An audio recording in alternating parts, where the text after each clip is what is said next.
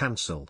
Harry goes crazy with £112 million deal when Netflix making infamous series insulting Diana again. The Crown is set to recreate the infamous Martin Bashir interview with Princess Diana that Prince Harry claimed lost his mother her life. An entire episode in the upcoming fifth series will be dedicated to the shocking BBC sit-down despite the Duke of Sussex signing a £112 million deal with the streaming service for him and his wife Meghan. A British journalist suggested that Prince and Meghan may withdraw from their Netflix deal.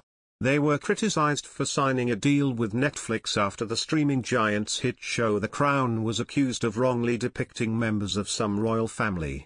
The royal has been scathing of the Panorama show, which was first shown in 1995 and saw his mother air her dirty laundry on Prince Charles and Camilla Parker Bowles.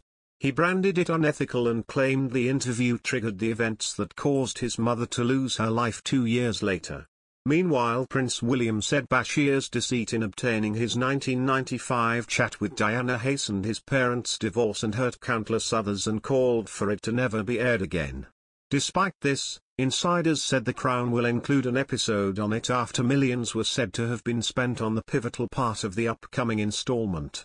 Reacting to Lord Dyson's damning report into how the original interview was obtained, the Duke of Sussex said in May, "Our mother was an incredible woman who dedicated her life to service. She was resilient, brave, and unquestionably honest. The ripple effect of a culture of exploitation and unethical practices ultimately took her life. To those who have taken some form of accountability, thank you for owning it. That is the first step towards justice and truth. Yet what deeply concerns me is that practices like these, and even worse, are still widespread today.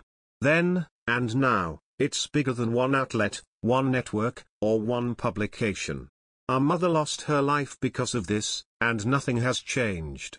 By protecting her legacy, we protect everyone, and uphold the dignity with which she lived her life.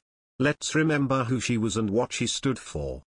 Prince William was also scathing, saying at the time, "It is welcome that the BBC accepts Lord Dyson's findings in full, which are extremely concerning, that BBC employees lied and used fake documents to obtain the interview with my mother, made lurid and false claims about the royal family which played on her fears and fueled paranoia, displayed woeful incompetence when investigating complaints and concerns about the programme, and were evasive in their reporting to the media and covered up what they knew from their internal investigation."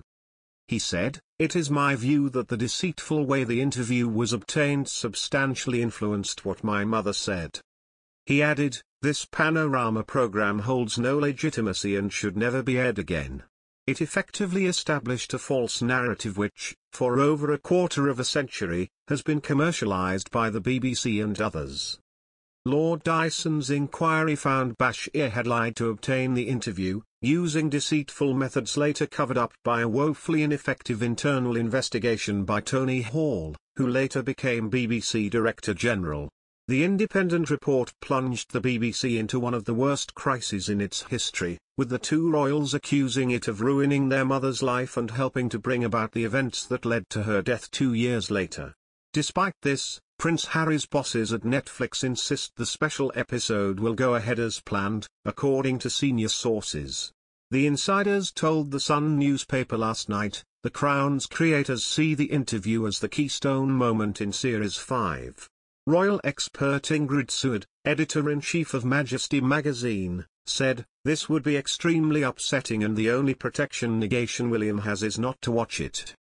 Meanwhile, royal commentator Margaret Holder added, "William was dismayed at the time.